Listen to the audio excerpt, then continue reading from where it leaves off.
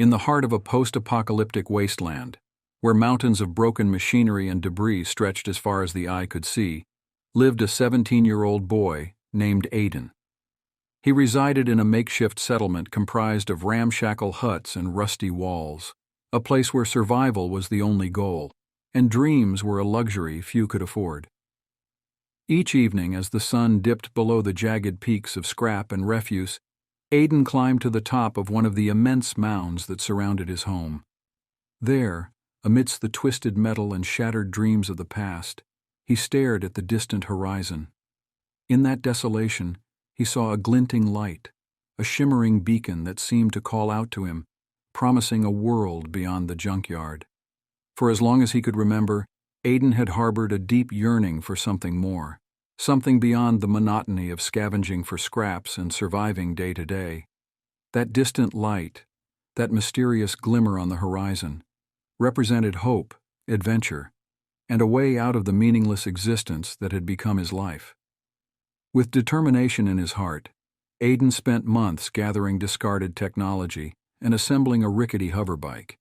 He had always been resourceful, cobbling together pieces of forgotten machinery into something new. His hoverbike was no exception, a patchwork creation of salvaged parts, jury-rigged to work just well enough to carry him to the horizon. The day finally came when Aiden mounted his makeshift hoverbike, its engine sputtering to life with a cloud of greasy smoke. With a sense of excitement he hadn't felt in years, he set off towards the distant glinting light on the horizon. The journey was treacherous, navigating the uneven terrain of broken machinery and dodging the remnants of long-forgotten hazards. Days turned into weeks as Aiden ventured further into the wasteland. He faced danger at every turn, mutant creatures, treacherous terrain, and the ever-present threat of machinery collapsing on him. Yet his determination pushed him forward, fueled by the hope that awaited him.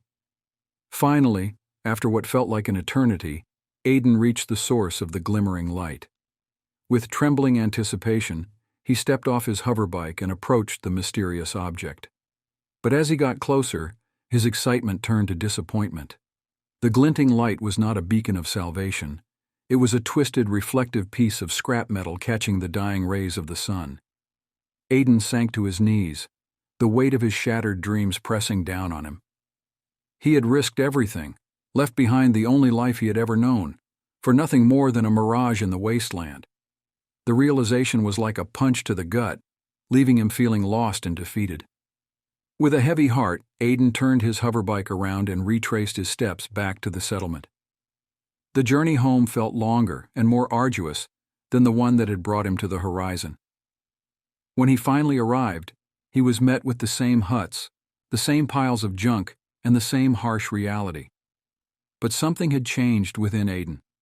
He realized that his search for a glimmer of hope in the distance had blinded him to the opportunities right in front of him. The people of his settlement were his family, and the skills he had honed in the junkyard were valuable and vital. Aiden decided that instead of chasing an elusive dream, he would put his effort into making the best of what he had.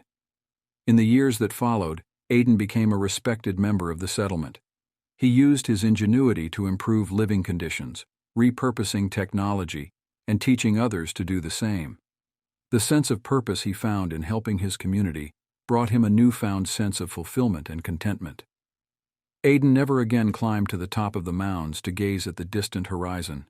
He didn't need to. He had found his place in the world, not in the promise of something beyond the junkyard, but right there among the people he cared about, in a life that was far from meaningless.